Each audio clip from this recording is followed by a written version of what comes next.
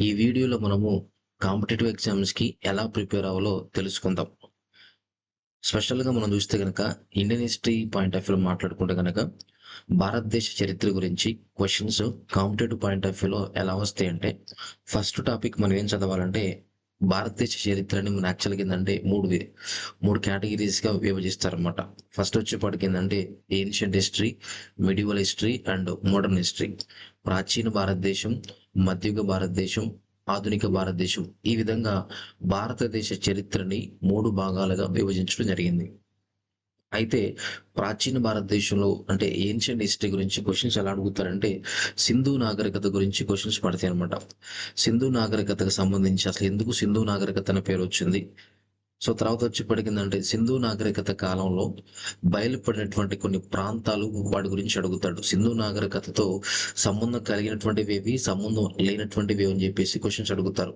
రీసెంట్‌గా జరిగినటువంటి ఎగ్జామ్స్‌లో కూడా ఇదే కైండ్ ఆఫ్ సినారియోలో క్వెషన్స్ అనేటువంటివి ఫ్రేమ్ చేయడం కూడా జరిగింది. సో సింధు నాగరికతకు సంబంధించి కొన్ని ప్రముఖ పట్టణాలు ఉంటాయన్నమాట. అవేంటంటే హరప్పా ఒకటి, మొహంజోదారో, చన్హుదారో, లోథాల్, కాళీబంగన్, బన్వాలి, సుర్కటోడ ఇలా మనకేంటంటే సో అరౌండ్ ఒక 11-12 సిటీస్ ఉంటాయన్నమాట. సింధు నాగరికతకు సంబంధించి. ఈ ఆ ప్రాంతాల్లో పేరు తెలియాలి. తర్వాత ఒక్కొక్క ప్రాంతం వచ్చేప్పటికి దాంట్లో కొన్ని సిగ్నిఫికెన్సెస్ ఉంటాయన్నమాట. అంటే ఫర్ ఎగ్జాంపుల్ చూస్తే గనుక మొహంజోదారో వచ్చేప్పటికి మహాస్నానం వాటికి అనేటువంటిది బయలుపడిందనమాట. సో ఆ విధంగా ఏందంటే ఒక్కొక్క ప్రాంతం ఒక్కొక్క స్పెసిఫికేషన్స్ ఉంటాయి కాబట్టి ఖచ్చితంగా మనం ఏందంటే సింధు నాగరికతతో పాటు సింధు నాగరికత కాలంలో బయలుపడినటువంటి ప్రాంతాలు, ఆ ప్రాంతానికి గల ప్రాధాన్యత గురించి కూడా మనం తెలుసుకోవాలి ఎగ్జామ్ పాయింట్ ఆఫ్ వ్యూలో. సో అక్కడి నుంచి కనుక మనం నెక్స్ట్ టాపిక్ వస్తే కనుక మనకేందంటే వేదకాలం వచ్చేది. వేదకాలం లేదా ఆర్యుల కాలం అంటారు. ఆర్యులు వస్తారు భారతదేశానికి. సో ఆర్యుల కాలంలో మనం ఏం చదువుకోవాలంటే గనక వేదాలు ఉంటాయి కదా మనకి. ఋగ్వేదం, సామవేదం, అథర్వణ వేదం, యజుర్వేదం. సో వేదాల గురించి వాటి గురించి కొన్ని బేసిక్ ఫండమెంటల్ క్వెషన్స్ రావచ్చు. తర్వాత వచ్చేప్పటికి అక్కడి నుంచి కనుక మనం మూవ్ అయితే కనుక తొలివేద కాలం ఉంటది, మలివేద కాలం ఉంటది. తొలివేద కాలం నాటి సిచ్యువేషన్స్ గురించి కొన్ని క్వశ్చన్ ఫ్రేమ్ అవ్వచ్చు. మలివేద కాలం నాటి సిచ్యువేషన్స్ గురించి కొన్ని క్వశ్చన్స్ మనకి ఫ్రేమ్ అవ్వచ్చు. ఎగ్జామ్ పాయింట్ ఆఫ్ వ్యూలో ప్రీవియస్ క్వశ్చన్స్ కూడా వచ్చినాయి అక్కడి నుంచి. తర్వాత అక్కడి నుంచి మనం అక్కడికి వెళ్తామంటే జ్ఞానోదయ కాలంకి వెళ్తాం. అంటే గనక మనకి జైన మతం, బౌద్ధ మతం అటువంటివి ఎస్టాబ్లిష్ అయినాయి అనమాట. సో వాటి గురించి మాట్లాడుకోవాలి. ఖచ్చితంగా ఏందంటే రీసెంట్‌గా జరిగినటువంటి ఏపీలో కూడా మనకి సో జైన మతం, బౌద్ధ మతం మీద క్వెషన్స్ వచ్చినాయన్నమాట. ఫర్ ఎగ్జాంపుల్ మనం చూస్తే గనక జైన మతంలో మొత్తం 24 మంది తీర్థంకరులు ఉంటారు. ఈ 24 మంది తీర్థంకరులకి ఒక్కొక్కళ్ళకి ఒక్కొక్క సింబల్ ఉంటదన్నమాట. ఆ సింబల్ బేస్ చేసుకొని మ్యాచ్ ద ఫాలోయింగ్‌లో క్వెషన్స్ ఇవ్వడం జరిగింది. అదే విధంగా మనం చూస్తే గనక బౌద్ధ మతానికి సంబంధించి మాట్లాడుకుంటే గనక గౌతమ బుద్ధుడు గురించి, గౌతమ బుద్ధుడు ఎప్పుడు పుట్టాడు, ఎప్పుడు చనిపోయాడు, తర్వాత వచ్చేప్పటికి ఏందంటే గౌతమ బుద్ధుడు తర్వాత ఇంటి దగ్గర నుంచి తను చనిపోయేంత వరకు కొన్ని స్టేజెస్ ఉంటాయన్నమాట. ఆ స్టేజెస్ మీద మనకి క్వెషన్స్ పడతాయి. తర్వాత వచ్చేప్పటికి ఏందంటే సో బౌద్ధ మతంలో కొన్ని సమావేశాలు జరిగినాయి. ఆ సమావేశాల మీద ఖచ్చితంగా ఎగ్జామ్స్‌లో క్వెషన్స్ వస్తాయి మనకి. అదేవిధంగా జైన మతంలో కూడా కొన్ని సమావేశాలు జరిగాయనమాట. ఆ సమావేశాల మీద మన క్వెషన్స్ అడుగుతారు. ఎలా అడుగుతారంటే, ఏ సమావేశం ఎప్పుడు జరిగింది? ఎక్కడ జరిగింది?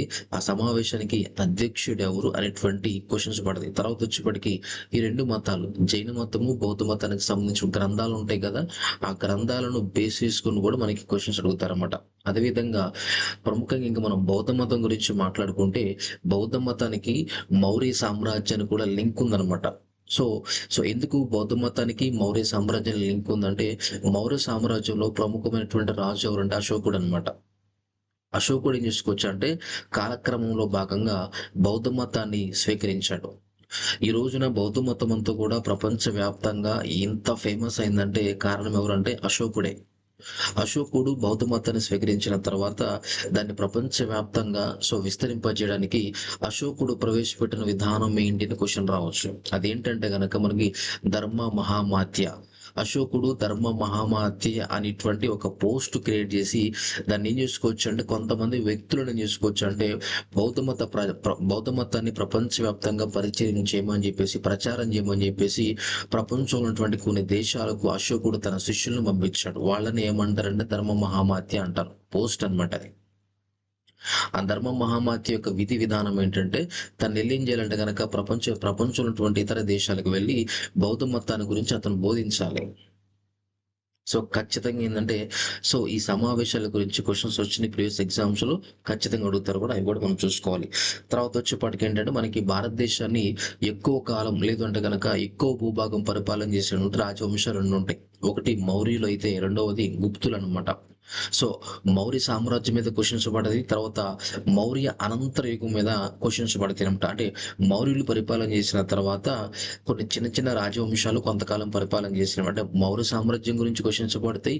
మౌర్యుల పరిపాలన అనంతరం కొన్ని చిన్న చిన్న రాజవంశాలు పరిపాలన చేశాయి కదా! వాటి మీద కూడా క్వెషన్స్ పడతాయి. తర్వాత వచ్చేప్పటికి గుప్తులొస్తారనమాట. గుప్తుల గురించి చాలా సార్లు కూడా మనకి ఎగ్జామ్స్‌లో క్వెషన్స్ వచ్చినాయనమాట. మౌర్యుల గురించి వచ్చినియి. మౌర్య అనంతర యుగం గురించి క్వెషన్స్ వచ్చినియి. గుప్తుల గురించి వచ్చినియి.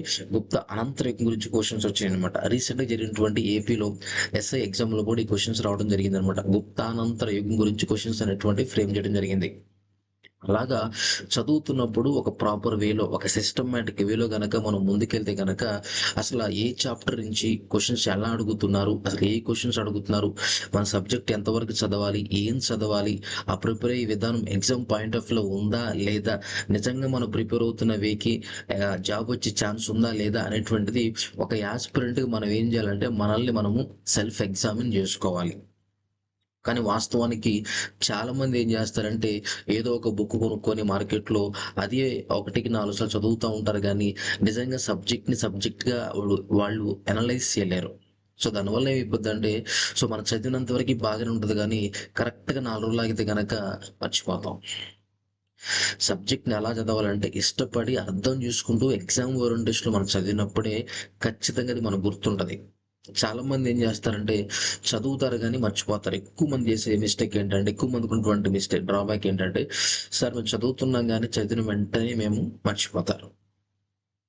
సో, చదివేది మనం ఎప్పుడైనా సరే చదివేటప్పుడు చాలా స్లోగా అర్థం చేసుకుంటూ చదివితే గనక ఖచ్చితంగా మనకి కొన్ని టెక్నిక్స్, టిప్స్ తెలుస్తాయి.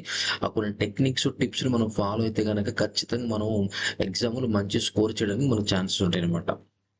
సో, ఇది మనకి భారతదేశ చరిత్రకు సంబంధించి ప్రాచీన భారతదేశ చరిత్ర యొక్క విశేషాల గురించి మాట్లాడాను. సో, తర్వాత వీడియోలో మనం ఏం చేద్దామంటే మధ్యయుగ భారతదేశంలో క్వెషన్స్ ఎలా అడుగుతారు? ఆధునిక భారతదేశానికి సంబంధించి క్వెషన్స్ ఎలా వస్తాయి? మనం తర్వాత వీడియోలో మనం డిస్కషన్ చేద్దాం.